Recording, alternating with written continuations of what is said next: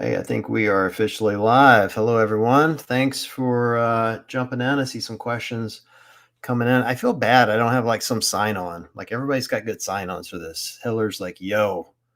And so what's Savan? Bam. We're live. Is that it? I can't do either one. I can't do either one of those justice. So I need to come up with a good sign on. Garrett's my admin tonight. Garrett, you're in charge of picking a good sign on for me in the future. That's going to be the goal. And look at questions coming in. So this is fun. All right, we're going to talk about the PFAA announcement tonight. And there are some big opinions coming in on this. I don't know if you guys have been looking at the comment sections floating around Morning Chalk Up and Barbell Spin, and everybody else has covered it. Man, it's a hot mess. And so I thought maybe we just have a good, honest discussion about what these points mean, talk about the PFAA a little bit, see if we can answer some questions on them. I'll take some questions from you guys. You guys, if you're looking for opinions or whatever the hell I know, and we'll go from there. So where should we start, Garrett? Do we want to pull in a question to start? Here we go. David, Fort Lauderdale, how do you think CrossFit is going to respond and when? Well, they clearly already know. It's my understanding they met with Don, and we'll talk about that a little bit. That's a great question. I don't know how fast they'll respond. It's not really their MO to jump into a fast response. It never has been. And if I had to guess, they're going to let it play out a little bit. I would imagine we won't get a public response from them. That the PFA will get responses from them directly, but I'll be shocked if they give a public statement. But you never know. Bean is on the video tonight, by the way. If I can get you guys can see the void behind me back there for those calling for Bean. So yeah, I don't think we'll get an announcement from them, but never say never. I mean, who the hell knows with those guys?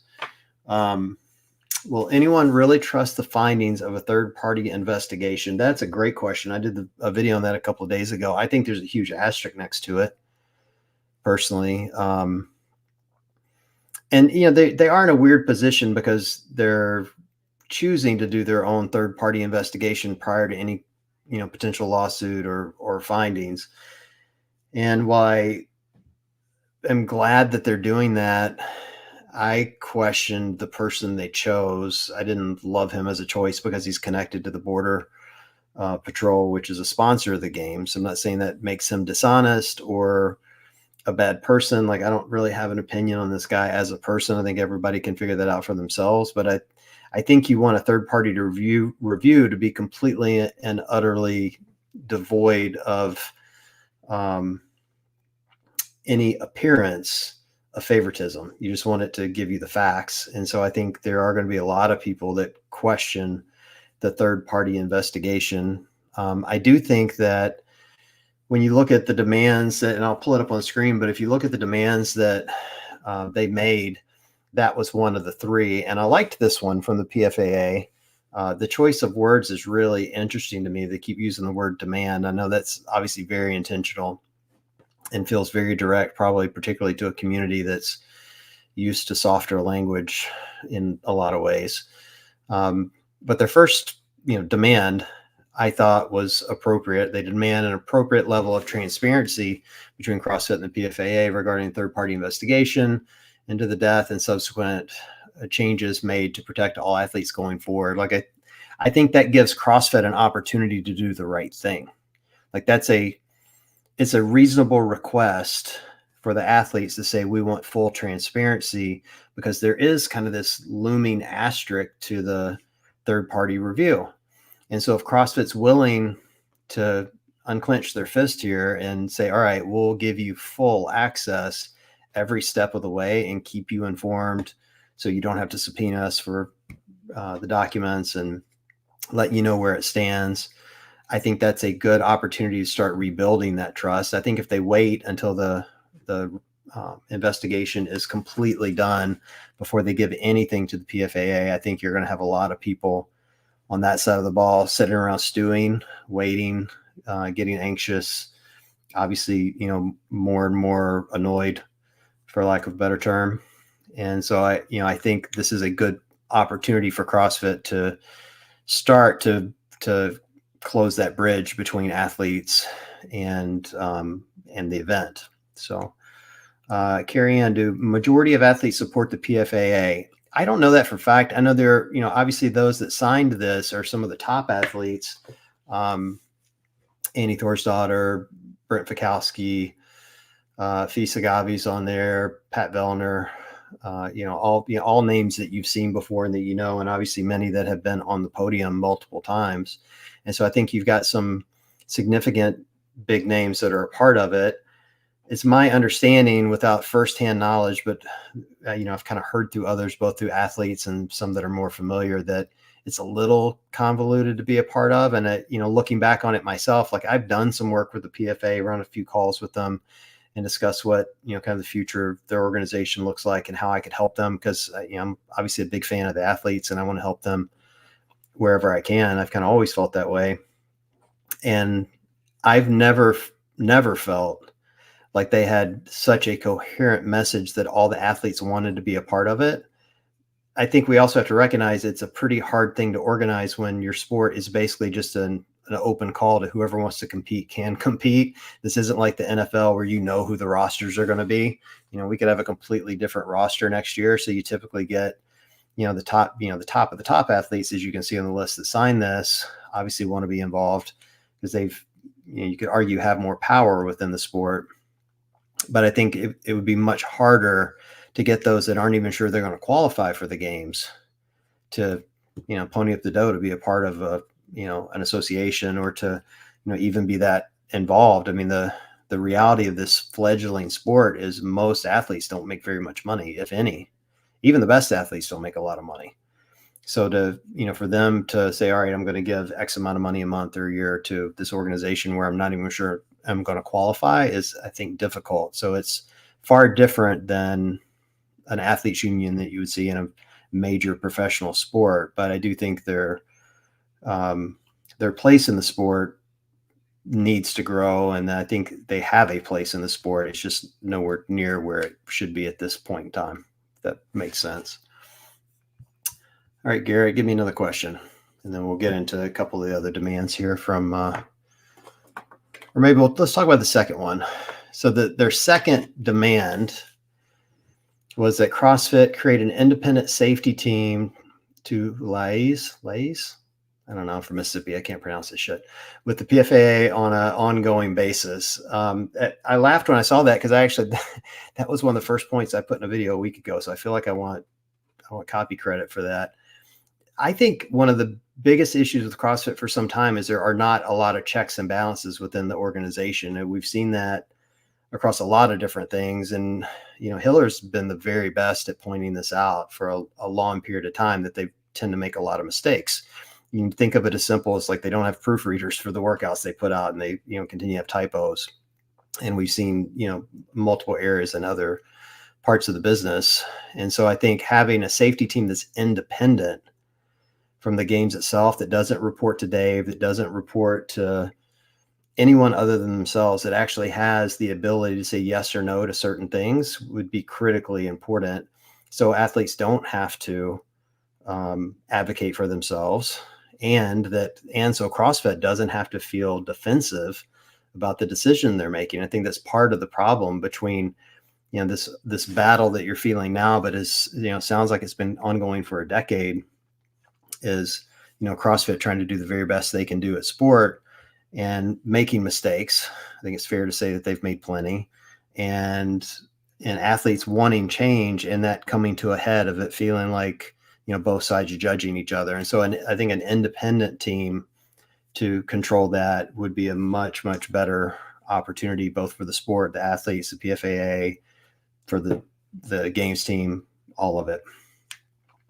It seems like the PFAA made a mistake making it personal with Dave before investigation results. I'm not sure it's a question as much as it's a statement, but I don't disagree, and I don't completely agree. I think it needs context to understand why. Because I've put some thought into this today, especially since I've seen the announcement. This shouldn't come as a surprise to anyone. I have not called for anyone to step down or be fired, and I have zero plans to do that tonight. I will not be calling for Dave's resignation or a step down. I'm kind of trying to look at things through a factual lens as it stands right now, and trying to get an understanding of what's really happening. I think when you look at this statement about making it personal, here's why they made it personal. So I know a lot of you guys don't read the Morning Chalk Up. If I'm being fair, Joe, if you're watching this, I don't read the Morning Chalk Up very often. But Joe, the managing editor, is a friend, and he turned me on to an article that they had written that I thought was really, really interesting that explains some of this. And it just gives context what happened during the sport. And I think this is a lot of why they are making it personal, because it feels very personal to them right now for obvious reasons, but even bigger than, their friend tragically passing away, just how it was handled. And so I think it was the handling of the event immediately following the death that has triggered this emotional response, as you would expect. I mean, I think every single one of us on here would likely respond the same way if this were a friend or a family member. But if you look at this, this was an interview they had with Fikowski, who basically said to them, like, when they, after hours of discussions with Dave and the CrossFit sport team to determine, how to continue, Fikowski approached Castro and told him, hey, it's not reasonable to label this as a decision made in collaboration with athletes. You guys need to take ownership of this to continue the competition. And according to Fikowski, Dave looked at him and agreed with him in front of everyone, right? And then said the next day at the opening of the games, and you guys can go back and watch the broadcast to verify this, Castro was doing the interview and said they took an email survey and that 78% wanted to continue, and that after some further discussion during that interview, he then also said, hey, I'll finish here. All of this was decided with the athletes' input. Ultimately, we made decisions a lot of people won't be 100% agreement with because they're grieving, and there's a lot of people grieving, but I feel like the process and the steps we took to getting to this point was the best process we could do to get their voices heard. And so I think the point is that the athletes feel like Dave lied to them in that moment. Like Fikowski went to him and said, you guys make the decision. And Dave said, we'll do that. And then Dave turned around and told the crowd, hey, 78% of the athletes agreed to this, and the athletes are disagreeing with that. So I think, and again, everyone can debate which side is true or false in that. It's just the context of the hurt feelings of athletes asking Dave to do one thing and then viewing Dave as doing something else is causing this very personal feeling of what's going on here. That's kind of my perception of what went down in that part of it. I do think when you look at the statement, and let's look at it since they brought it up, they're demanding Dave Castro be removed from his position on the sport team. And says these demands reflect the immediate steps necessary to begin to restore athlete trust in CrossFit sport. And the PFAA is acutely aware what must be done to change the culture and strategic decision of the sport. There are actually a few more slides here that explain that. So I understand what they're asking. Like they're wanting to restore trust to get the athletes to start feeling good about sport again while the investigation is going on and asking for investigation. And I can respect that feeling. I do think that they're way out in front of the ball here, if I'm being honest. And I want you to keep in mind, I'm saying this as someone who's I've had a PFAA link on my bio for as long as I can remember. So I'm a big supporter of what they work on. I've worked with Grace and her team some, and I really like them. But I do think it's a bit premature to be asking anyone to step down prior to having we don't have any investigation yet. As far as I know, the third-party investigation, if it has started, it's just started. You still don't have autopsy results. There's just so much that we don't know. I think it puts the PFAA in a worse position asking someone to step down, especially if CrossFit actually bends the knee and does that. I think it gives them an out down the road if they find other people that, and I'm not saying Dave has done anything wrong, but if they found other people that did wrongdoings and they wanted to cover it up, it would be easier for them to do because they've already, to coin a phrase, already cut the head off the snake. And I think it's going to put the PFA in a worse position, not a better position to do it this soon. I think they need to wait a little bit and get some separation between the event and get into the investigation to get an understanding of what happened. But we'll see if that happens. Question from Bright Beauty: do you trust the athletes who work directly with Dave more than others who have opinions about him? I think Dave's reputation stands for itself. And I don't say that to be rude. I mean, I think we all have an opinion on Dave. I was joking with my daughters tonight. I obviously have a very, I don't know if it's a unique opinion on Dave, but I've had unique interactions with him. I think I still hold the record for most blocks in a given year. And so, I have an opinion. There was an early point in the CrossFit, it's been my early years. I mean, I've been doing this since 2011. And, thinking back on it, I can remember athletes wearing Dave Castro as a prick shirt. Like there was a running joke of him, being a prick. And I think I've heard story upon story upon story of, his interactions with people, both good and bad.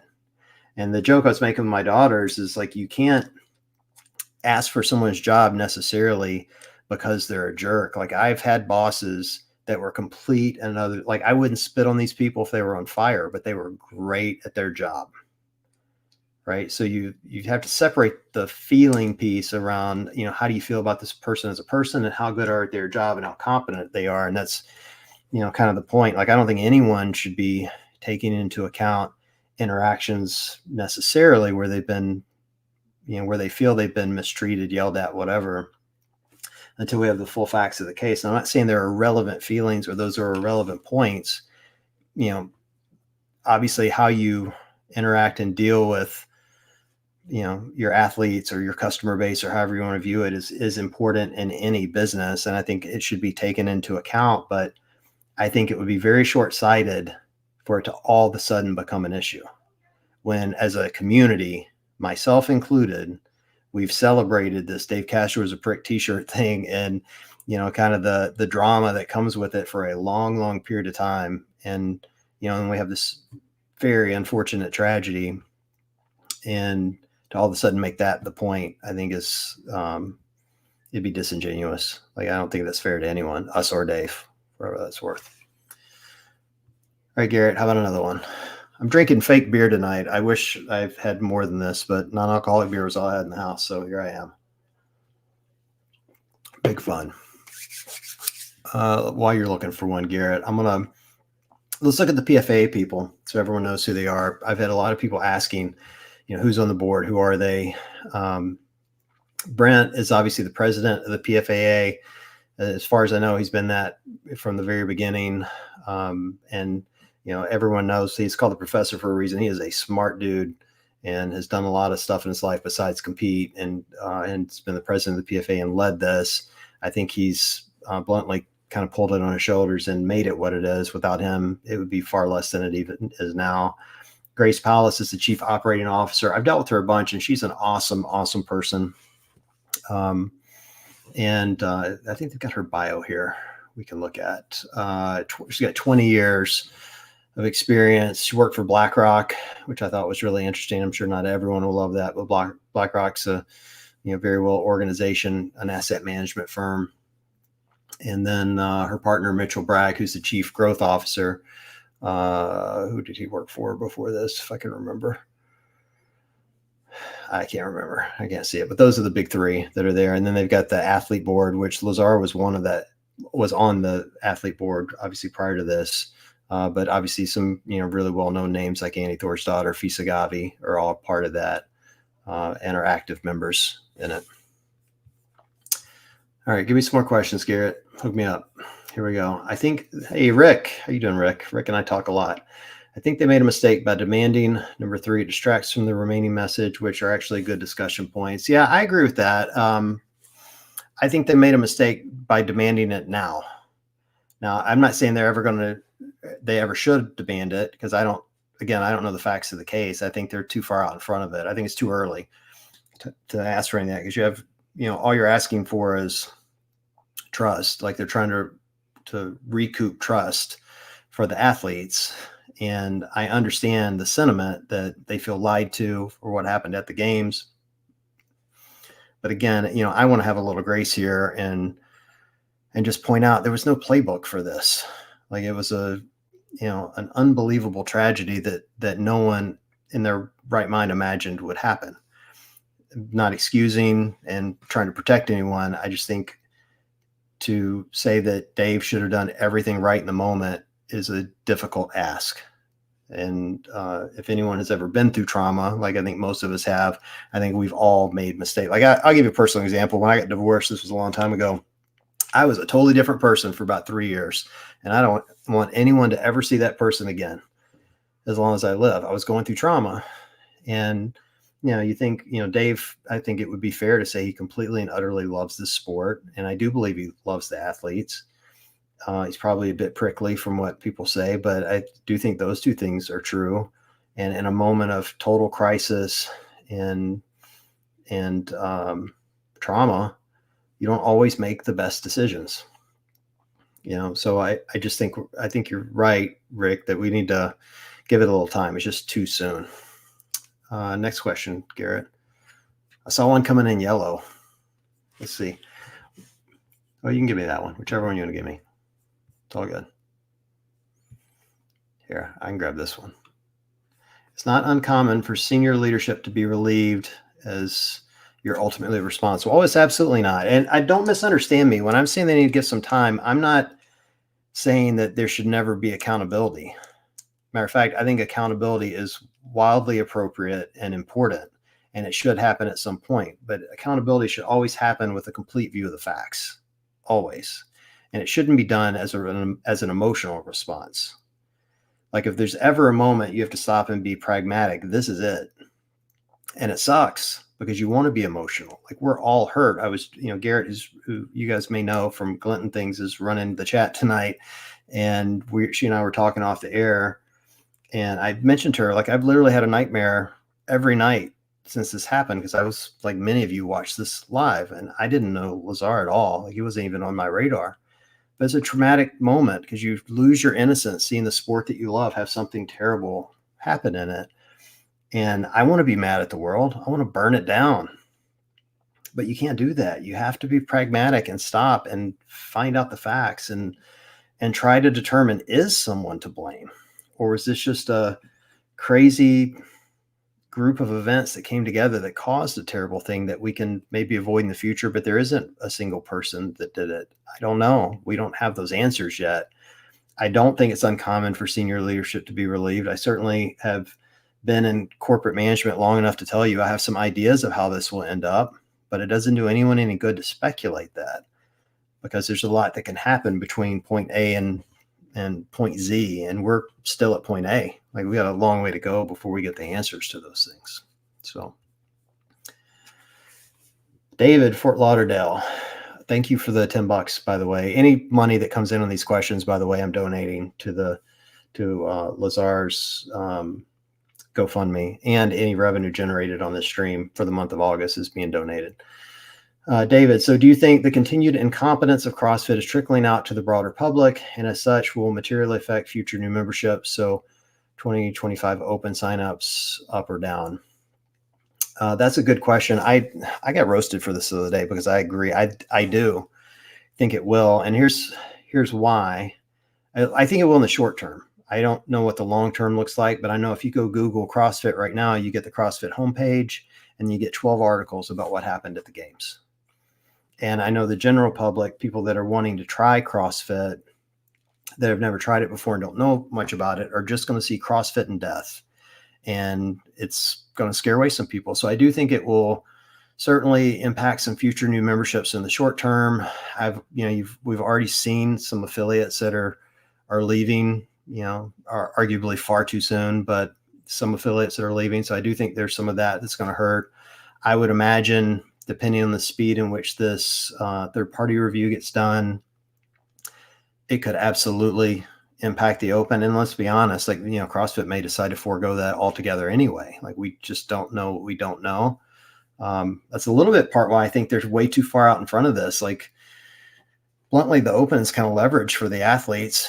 If they really wanted to send a message, you set out the open. But we're 5-6 months away from that. So I don't know about the open signups. I bet they're down. If I had to guess, I think there's still going to be a lot of raw feelings and people that are upset, and rightfully so. But I think we're too far out in front for that. But I do think it will impact future memberships in the short term, definitely for the next several months, for sure. That's a great question, though. Thank you for that one. All right. Next one. I don't do a lot of these lives. So you guys have to bear with us as we're digging through this. It's pretty clear that athletes do not trust Dave on safety. Yeah, it is pretty clear. Again, I don't know Dave.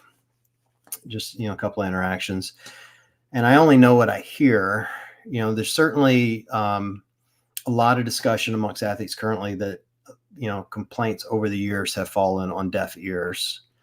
Um, you can go back and see examples of that live in some of the other videos. Like I remember seeing it, but I looked it up the other day of a question that was asked at the CrossFit Games from a journalist, and I should put journalist in air quotes because it's probably just some asshole like me.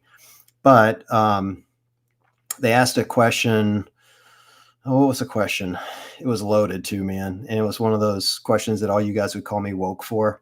They asked why there weren't more people of color competing, and the crowd kind of giggled at the question because it was a tough question. And Dave completely not only did not answer it, he stared the guy down and then goes, competition starts tomorrow at 9, didn't even acknowledge the question existed. So there is evidence of moments when you ask Dave something that he doesn't like, he's just like, go screw you, man. I want nothing to do with it. And so I do think when it comes to something like this, that, it's just the trust in Dave in general. I don't know about safety, but, kind of their interactions with them that is raising their eyebrows. And I'll point out here, if anyone wants a life lesson from a dad, this is what I tell my daughters often, is that trust and reputation is everything. And, you build that resume with people over time, and you get a lot of deposits and a lot of withdrawals, and you can be a jerk to people occasionally, but if you do it a lot and you build that reputation, it sticks with you. And when moments like this happen, that's when people really start raising their eyebrows. I should apologize that Bean's in here meowing. If he lets me pick him up, I'll show him to you guys in a second. All right, give me another one, Garrett. That was a good question too. I like that one. Come here, buddy. Hold on. Come here. Oh, he's not going to do it. Oh, well. All right, let's see here. I like this one, Bright Beauty. But if Dave is a prick and he neglected to provide safety measures, seems like he and Don should take responsibility. Yes and no. I mean, I don't disagree with you. I think anyone should take responsibility for their actions, but I think you also have to recognize that you're talking about an athlete's death here, and to admit that you didn't provide reasonable safety measures, put yourself at personal risk for lawsuit, and it wouldn't be an insignificant amount of money. So you're talking about, wrecking his family in that regard. Again, I'm not saying he did anything wrong, because we simply don't know that. So I think it's way too early for anyone to come forward and take responsibility, because there's been no investigation. I was talking to my daughters tonight about this. Like, Dave may not even know. Like, I've managed people now for 25 years of my life. I run a big business, 21 locations, $1.9 billion in assets under management, and it's 100 employees. So it's not a small job. And I routinely have to inspect other people's work. And I can tell you dozens of times I've come in and said, hey, is this job done? And my employee has gone, yep, it's done. And I look at it and check it, and it is indeed done as it should be. And then I leave and they change it right after I leave. And what am I going to do? Go back and check it again? I had no idea, but I'm still responsible for it, but I didn't create it. And so that's the point of the investigation. You could find, a similar circumstance here where something was inspected and checked and they thought it was good to go, and then somebody changed it willingly or unwillingly. We don't know. And that's where the investigation will help. So I don't think it's fair to say that, they should take responsibility for safety measures yet, because they need a full investigation in that. I mean, I haven't seen a statement from Don, but I've seen his interviews, or, his public statements that they've given about the incident. He looks emotionally wrecked. And so I believe he's taking responsibility. I don't think he's going to come forward anytime yet and say, hey, I'm fully responsible for this. But, I think he's in kind of the same place we all are emotionally, which is distraught over and, just insanely sad and disappointed about what happened. All right, let's see here.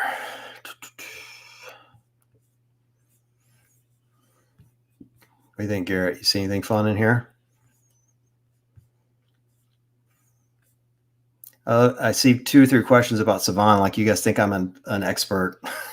I mean, we have each other's numbers, but I don't think we know each other that well. So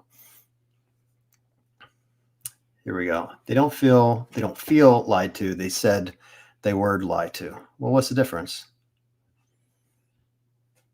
You know what I mean? Like, again, some of it's going to come down to the investigation, and none of us were there to hear it. So it's at this point, it becomes a he said, she said. I don't have a reason to believe that Fikowski's lying to us. I find him to be pretty honest and decent guy. Every interaction I've ever had with him has been terrific. So at the same time, whether they were or they weren't, we don't know. I mean, I don't know. I don't mean to sound heartless. I think this investigation is so deep. Feelings are important, but I don't want this to come down to feelings. It needs to come down to facts. And at some point, people are certain they should talk about their feelings and get that stuff out. And you want people to resolve themselves to love where they're working or being the organization they're a part of, and that they love the people they're working with and for. And so you would want them to trust and not feel lied to or be lied to by Dave or anyone else for that matter. But right now, this isn't a moment to be discussing that. This is a moment to get to the facts of what happened and get the answers to that, so they can make decisions on who's staying and going and what safety measures look like and what the future of the games looks like. Like, this is a really precarious point, and we get caught up in this he said, she said argument of how I feel, as opposed to getting down to brass tacks of what happened. I mean, I honestly think that's the absolute best way we can honor Lazar, is to get the facts. Truthfully, I mean, that's, I want his family to get closure. I want everyone to get closure. Like, what happened to Lazar and his family is tragic and heartbreaking. It's equally heartbreaking for the people that were on the paddle boards, who are probably emotionally just devastated right now, and for the athletes that were jumping back into the water, and like everyone involved, and Don and Dave as well. Like, we need to get to the facts so we can honor Lazar and everyone can start to emotionally heal. And we're not going to do that through talking about our feelings yet. We need facts first. So let's see. Bean's getting shout outs in the in the comments. Meow equals the cat knows Dave's reputation attained. Well, Bean's heard me talk about Dave a few times, so he's probably on my side when it comes to that. Let's see. What else do we have here? I do think the list of I will say this. I have, if I can find it here to bring it up. One thing I was impressed about on this statement, I think there are parts where my eyebrows were raised. I thought the verbiage was interesting, to use the term demand. I'm not saying it was right or wrong. It's just interesting because we don't see that sort of thing in our sport very often. One thing I really liked and appreciated, though, is that the athletes actually signed their name to it and stood behind it. I think it's far too often in our society today, and we've seen it a lot in this incident, where people want to comment, but they don't really want to stand behind what they said. And I think it's powerful to see a name like Pat Vellner as an example of someone everybody loves Uncle Pat, right? Like, he's everybody's funny uncle. And to see him sign his name to something so serious and important, I think speaks, number one, to his character that we all knew is very high, and he's a quality guy. But I think number two, it allows other athletes now to feel empowered that if they need to or want to become a part of the organization, that they'll get the support they need, because those at the very top that literally have the most to lose. And these are the athletes actually making money. So that's the point. He has as much or more to lose than anyone. It will give them more confidence to be a part of it, and to join the conversation. And so I really appreciated that, they all stood up and did this, and, we'll see where it shakes out. But all right, let's see here. Do you think that a third-party safety org should be put in place with the power to shut down an event on game day if the condition becomes unsafe? Yeah, almost all organizations have that. So yeah, absolutely. I mean, that's been one of the big arguments from the beginning of this is that, like, as an example, everyone, when these things happen, we all become experts, right? We become Google doctors, and everyone's become an expert in triathlons. All of a sudden, we all know everything about triathlons. You guys were all doing the same thing I was, which was Googling, how hot the water temp should be, or how long the swim should be. Should swim be first or second? All of that.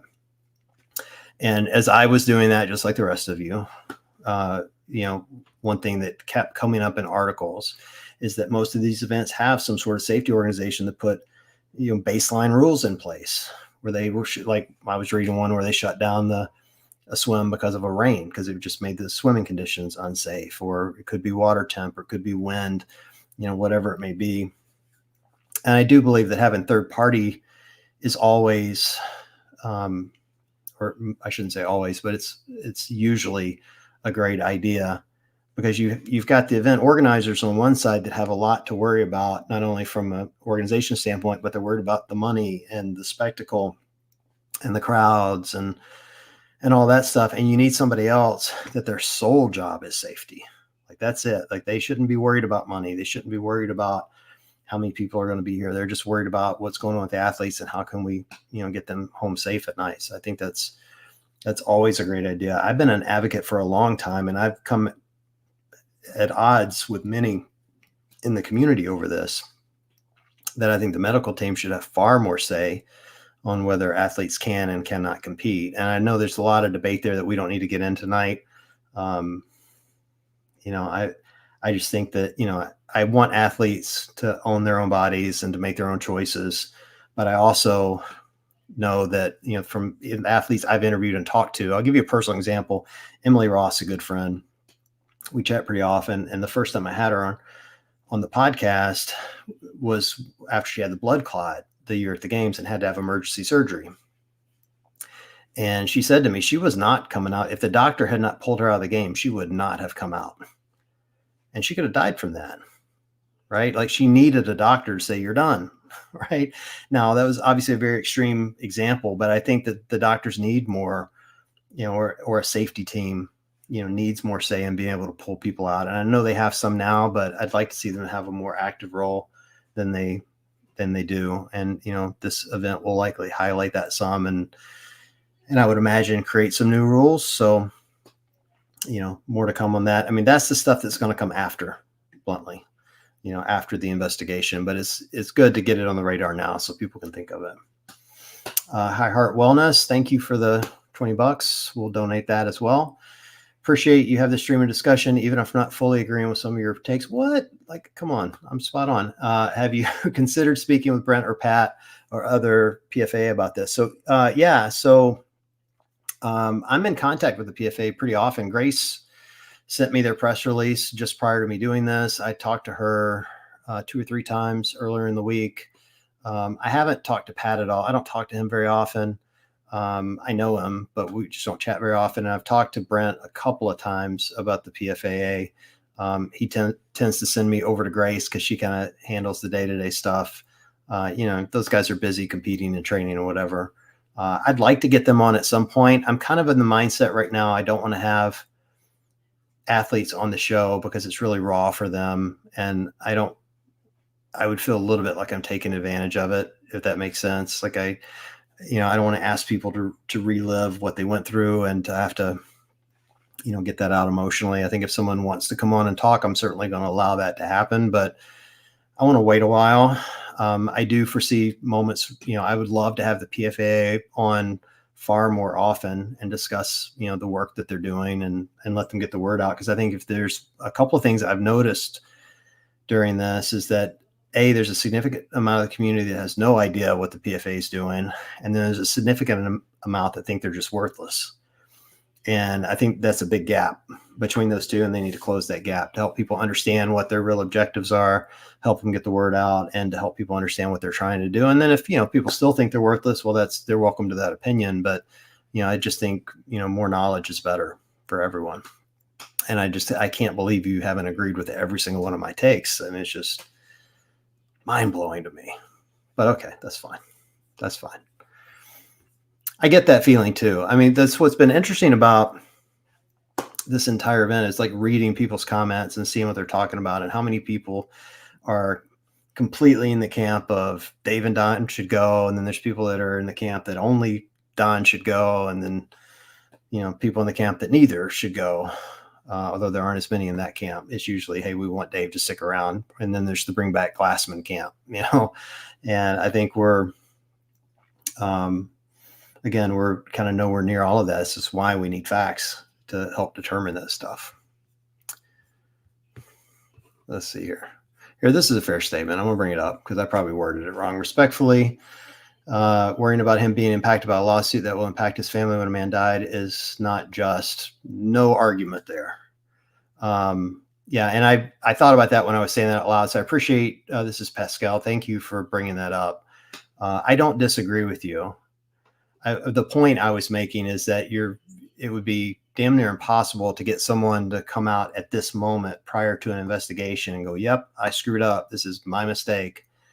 Because they're also fearing for themselves.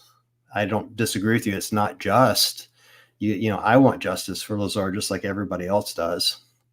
But I don't think it would be genuine to say that Don or Dave are going to come forward at this moment and take full responsibility, because it is going to be significant in a lot of different ways. I mean, just trying to be honest. But I didn't say it was just. And so I agree with you. Like, we want justice for what happened, and there should be accountability. People should be held to account, and I believe they will be.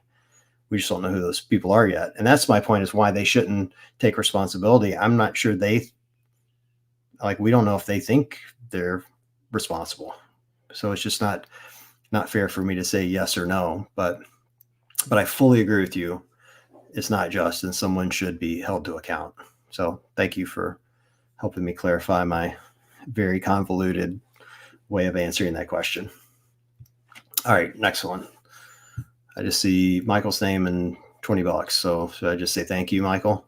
Just nod. Yeah. Okay. Thank you, Michael. Great. Appreciate the donations. We'll get those sent over tonight as well. All right. Let's see what else. Hey, here's Dr. Evil. I don't even know what the question is, but I saw the name. Coach Dr. Evil here is with, what is it? New York's police CrossFit. What the hell is it called? New York City. They're cops, police. All right. Some mentioned the independent investigation. Sure, being hired by CrossFit could imply a bias. I expect Lazar's family will hire investigators as well. It will come down to an analysis of both. Yeah, I've thought about that. That's has been really interesting early on. I don't know if interesting is even the right word, but it's a little bit of a lesson for all of us of how quickly CrossFit's moving to get a third-party investigation start. And obviously Lazar's family is obviously still, I would imagine, insanely grieving and, having to do a funeral and all of the things that happen here. And so it will probably be a while. So I think you will see another investigation at some point that we may not see it at all, but it will likely happen. It will be interesting to see how the PFAA is involved between those two, for sure. So I think it's fair to say that will likely be another independent investigation. The police in Texas are done with their investigation, for whatever that's worth, because they're viewing it as an accidental drowning, and no criminal investigation happened on their part, or so they say. So, all right. And I apologize for forgetting the name of your affiliate, especially since they sent me a t-shirt. So drop it in the comments and maybe I can get it right. You can have the best plan in the universe for safety. This is about the response. What exactly was Dave supposed to do when lifeguards decide not to lifeguard?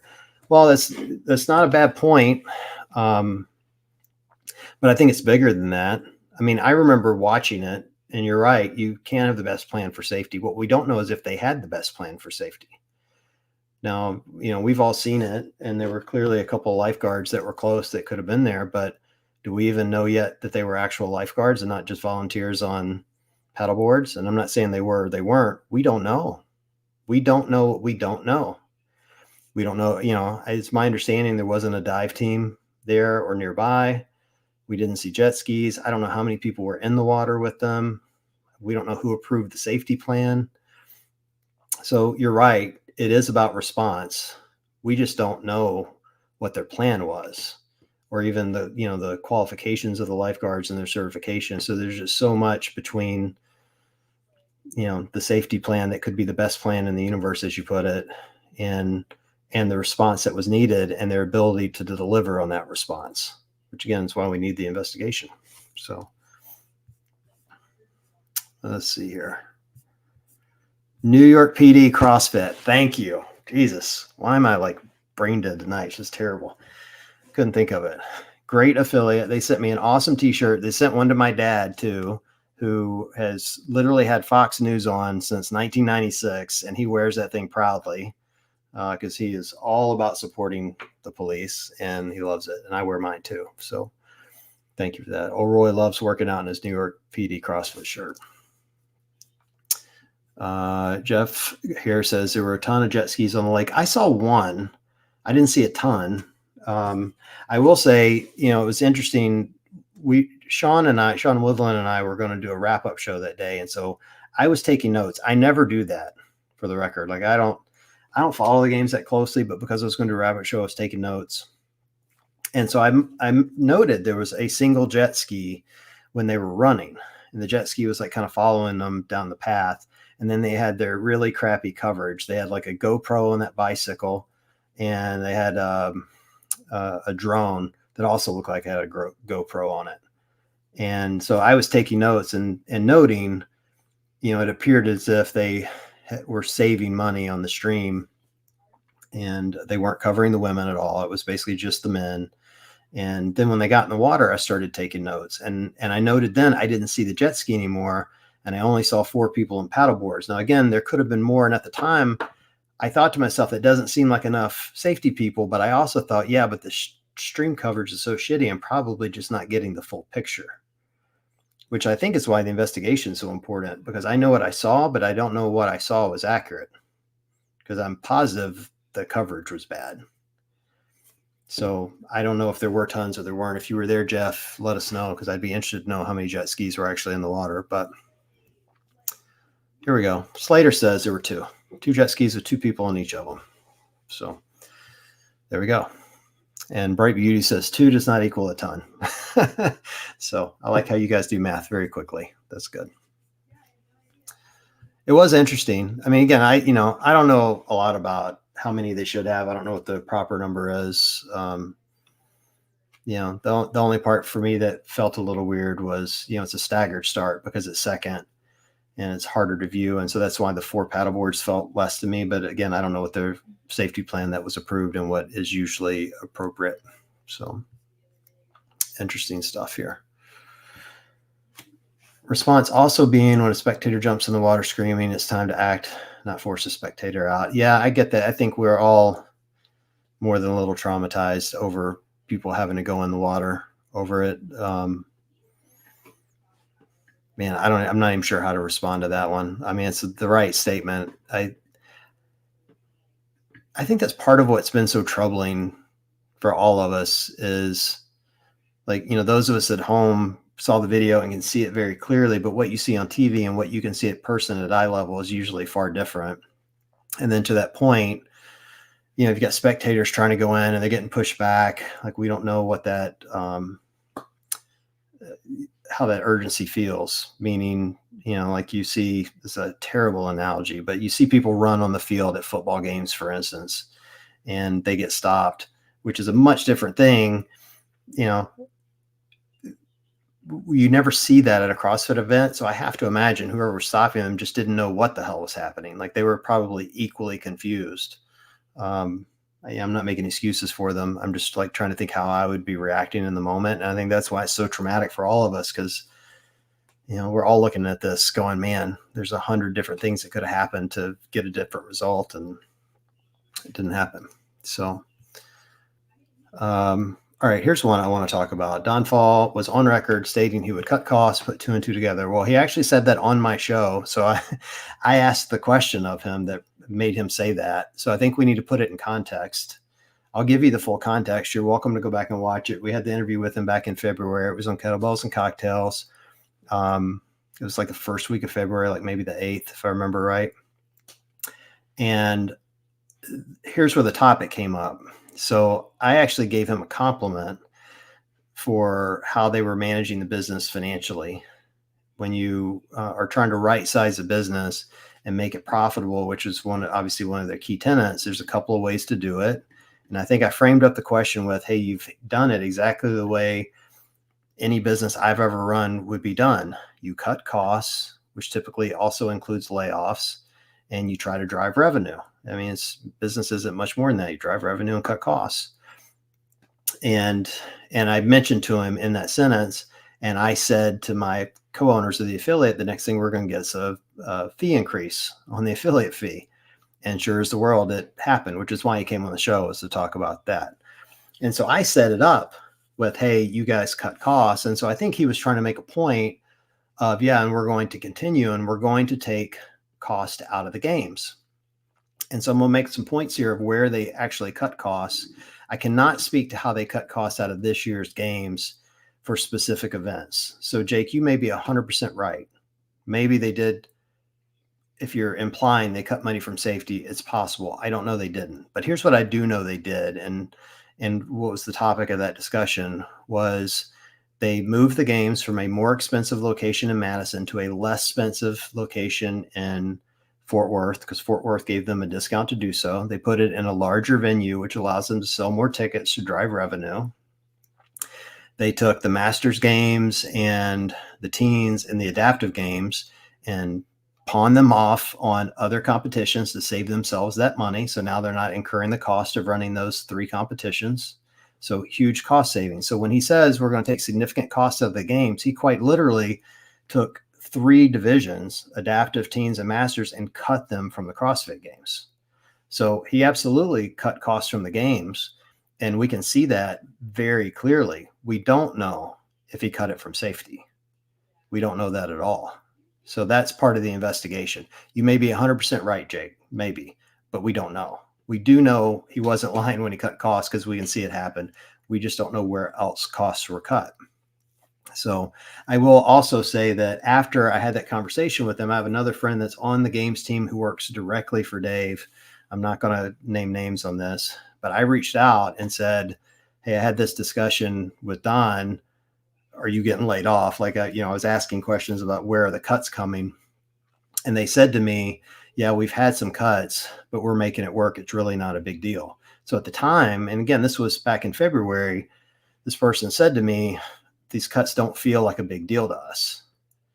Now, maybe just being politically correct and not wanting to throw Dave or anyone or Don or anybody else under the bus to me, knowing I have kind of a public platform. But, everyone keeps saying it's because we cut costs, and we don't know that.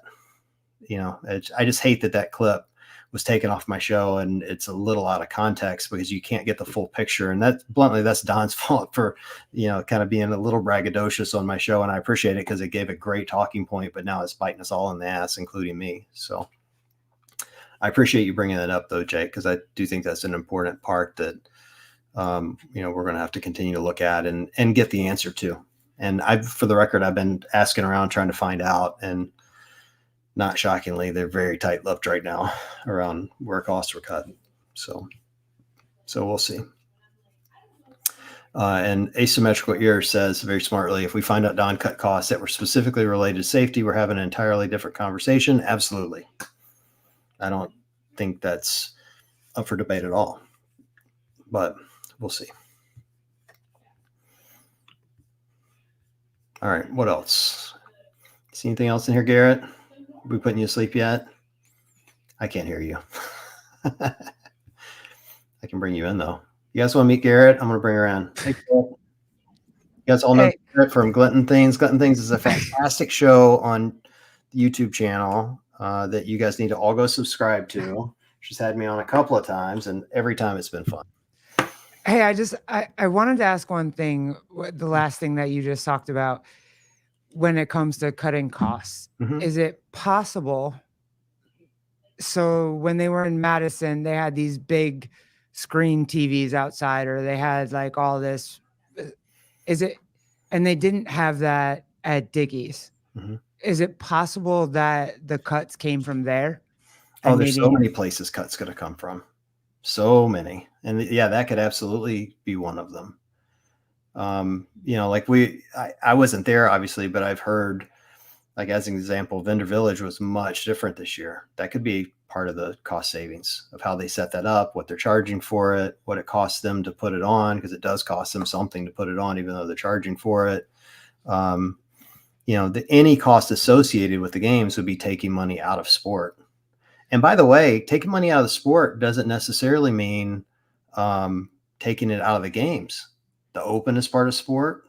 Quarterfinals is part of sport. Semifinals is part of sport. And so when you look at how all those things, like the Open's a really good example. The Open was insanely simple this year. There's a couple of reasons to do that, and one of it would certainly be cost savings. If it's simpler to put on the live stream as an example. And then the other thing was the teens have their own thing, the masters have their own thing, the adaptives have their own thing. Is that also part of, I'm literally asking you, is that also part of cost cutting? That would be a huge savings, cost cutting for them. Because now, I mean, think about it. They don't, most of these places, like, you don't need the same resources necessarily to put it on. Here's another place, like the adaptive community is a great place to see where they made cuts. They added divisions, but they literally cut the price purse by $50,000, right? And that was a big source of contention for the athletes. And they gave them smaller athlete apparel, or less athlete apparel than they have in years past. So those are two cuts right off the top that's out of sport. Money across of it's not paying. That has nothing to do with safety. That doesn't mean they didn't take money out of safety. We just don't know. But they've taken plenty of money out of sport that we can very clearly see. So, I just don't think it's fair to say Don said this, so that's what made this happen, or, that contributed. It could have contributed, but we don't know. We just don't know. And then I would ask this too. I had a really good conversation with a really good friend this morning, and I plan on talking about it on my show, but like, since you pulled me up on screen, I'm just gonna ask you right now. Is there any part of you that thinks, oh, and by the way, if I'm talking to you on screen right now, I can't pull questions up on the chat. I have no idea what's happening on the chat right now. But is there any part of you? So I used to think that, when I would talk about politics, it was camp versus camp, right? Mm-hmm. Like you picked a side and you went there. And I'm wondering now, you're picking where you want to go based on your values, right? And so I think that means more to people now. And so I think that they're more quick to be triggered because you're picking it on your morals and values, right? Like someone passed in a really tough way, and you want to decide how something happens based on your morals and values, how you've experienced life. And I wonder if that makes it more explosive, like people more willing to just be like, does that make sense? Yeah, we're all feeling trauma over this. And so you're exactly right. We're all pulling into this, how we feel about Dave or Don, or how we feel about Lazar, or mixing those two feelings. And it is very explosive.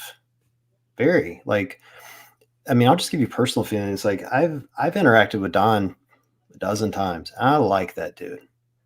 And I've had a lot of moments recently when I'm like, man, the shine is rubbing off for me on him right now. Like I'm not feeling great around what I'm seeing coming out of CrossFit, and just some of the interactions I'm hearing from people.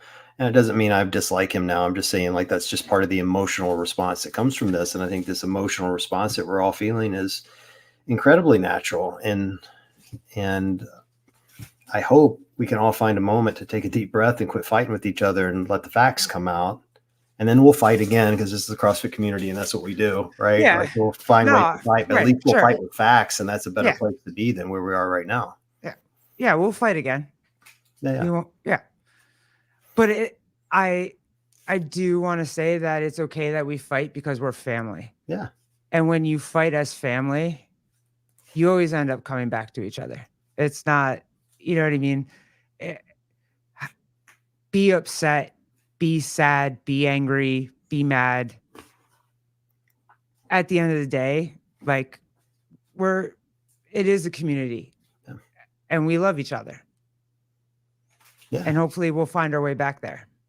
I'm gonna bring up this question just because I love Barry's screen name, Barry McCockenter. Dude, me Esquire. too. I love saying that name. Don't we all? Don't we Yes. all? I've seen it around. We've seen it around. And I'm not mad at it either. I think it's a great name. I know. And he's got a picture of me as his little emoji. That's great. So why isn't Don being held accountable? I think he will be at some point. I don't know what that accountability looks like, but the reality is, first of all, you've got to recognize the level at which these guys are playing, meaning, Don is the CEO, and the only person that's going to hold him accountable is the board. And that takes a vote. That's not as simple as somebody just coming in and going, you're out of here, right? And the board is going to be pragmatic, looking for facts. They're not just going to, boot him instantly. That's not to say they won't. I mentioned to someone earlier today, you want to get a finance company like a private equity firm or a bank like I work for, you want to get their attention, have them lose money. And CrossFit's going to lose a lot of money in this, as they should, because it's a tragic event. And my point is like when private equity firms and banks lose money, there's always accountability to it. So he will be held accountable at some point. What that looks like is not yet known. Dave will be held accountable at some point. What that looks like yet is not yet known. And I'm sure there's a dozen other people under the two of them that will be. We just don't know what it looks like yet because we don't have the facts. It's just way too early to say Don and Dave or Don or whoever should be fired. And I'm never one to call for someone's job anyway. So I want to wait and see what happens. And then once we get the facts, then I think we'll be able to do that one way or another. Thank you, Barry. Just want to say his name again at least one more time. And No, Trish is here. It's his last name, McCockenter. I know. Trish, what is the right opinion? I don't know. There is no one. There's no one right opinion. I don't think personally. I think it's just we all did our best to kind of figure out how to navigate things, and again, I think you'll find that it's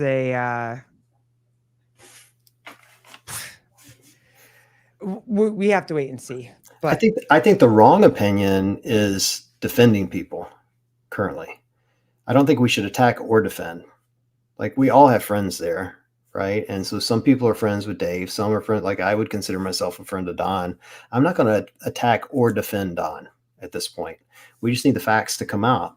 Now, that doesn't mean you can't support them and be friends with them and love them and message them and tell them you care about them. Here's something that people will make sense to most people that a lot of you may not even know. Like Hiller and I are pretty good friends. And I've been worried about him the last couple of weeks. He's taken this hard like the rest of us. And I've pretty routinely sent him text messages checking on him. How are you feeling? How are things going? Anything I can do for you? And he's done the same for me. And I think it would be fair to say we have differing opinions on a lot of things. That's okay. It's okay to not agree with something that your friend was involved in and to still, reach out and say, hey, I love you, man. Just wanted to make sure you're okay. And yet not agree on what happened. So I just hope we can all get to that place, let the facts come out. That's it. So I think we got to them all. Did we get to all the good questions? Did we do it? I think we got to most of them. So, here, I do want to talk about this one. Hold on. Because I've gotten 100 of these questions from people. I'm not sure I've got the right answer for it. According to Trish, I don't, what's the right opinion anyway, right? What about the Henshaw vids where he's saying one thing and then another? Seems like he's backing Castros programming than not. I have an opinion on this. I don't know if it's the right one. This is my viewpoint. It's not even an opinion. It's just a viewpoint. I view Henshaw like any other talking head in the space. No different than me, no different than Garrett, no different than Hiller, no different than Savan. Like we all are talking heads giving opinions. And some of these guys where they are different, like Henshaw's a coach And so he's coming on talking about his athletes. And I think often they come in, and particularly leading into event, you got to keep in mind these coaches are interacting with Dave, they're interacting with HQ. So when you get a question like, hey, is this competition unsafe? Do you really think they're going to go, no, Dave Castro's programming sucks, it's not safe at all? Like, if they feel that way. And I think they're like most of us, they're not, none of us were looking at any of that through this lens. I wasn't.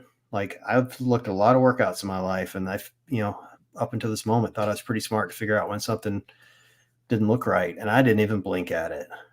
And so I suspect, in his experience, he was the same way. And then after it happened, his opinion wildly changed, like most of us talking heads would do. Like, once you have 20/20 hindsight, things look wildly different. And then he had actual data from his athletes. So it's fair to say that one minute he's backing Castro's programming and the next minute he isn't, because it's very plainly what happened. But I don't blame him for that, because I think that's a natural part of being a commentator and a talking head and, coming out there. I think, probably at some point he's going to have to explain it, and that will solve the problem of him just saying, yeah, I fucked up, But I feel like that's the same of any sport that you watch. Yeah. Right. If you watch, any sport, they're gonna give, their opinion on things. And then when it doesn't go the way that they thought, you know what I mean? They're gonna, granted, this is way different, but also it's kind of not. Well, he did the same thing last year. Last year when they ran the 5K, quote unquote, Henshaw was the guy they asked, and he goes, "Oh yeah, we measured it 3 times. It's 5K. We measured it 3 times." Oh yeah, yeah. And then the day of the race, it ends up being 5,000 yards. And at the time, I was like, Henshaw's full of shit. Like, what is he doing? Which is kind of what people are doing to him now. He's a talking head. That's what they do. That's why you should always hesitate to talk in absolutes when it comes to this stuff, because I think that's what's getting him in trouble. He was so convincing. Yeah. That, on Savant's show, that I know. all this was, yeah, it's absolutely safe. Like, to the point where he literally scoffed at it, I know. Well, that's part of it. And he's devastated too. Oh, I'm sure. Like, he's just as devastated. It's not, everybody is. Like, there's no one that said something that isn't at this point just like, how do we figure this out? How do we talk about this? How do we, Yep. You're going to make a million mistakes talking about it. Well, there's no way you don't. Yeah. Oh, for sure. Well, so here's all I hope, and we can wrap it up here, but all I hope is that I hope we can all find a moment to have some sympathy for Don and Dave, who I'm sure are in a bad place emotionally, and give them time to work the investigation. I think we need to also have sympathy for the athletes and understand that they are allowed to be super upset and the way they feel. And mostly, let's just all quit fighting with each other and let the process happen while we gather the facts. And if we can keep coming together at events like this and just kind of talk it through as a group, as opposed to shouting at people in comment sections, I think we'll get through it fine. And to your point, Garrett, you said it perfectly. Get back to being a family. That's what you always want when something like this happens. You want to go get a hug. You want to be with people that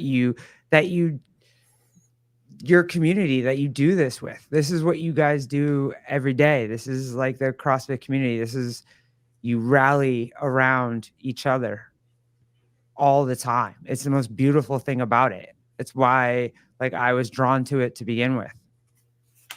Yeah, no, I agree. I mean, truthfully, I have days where I think I like the CrossFit family better than my actual family. Right? I know. I hope my mom's not watching this. I love my mom. Yeah.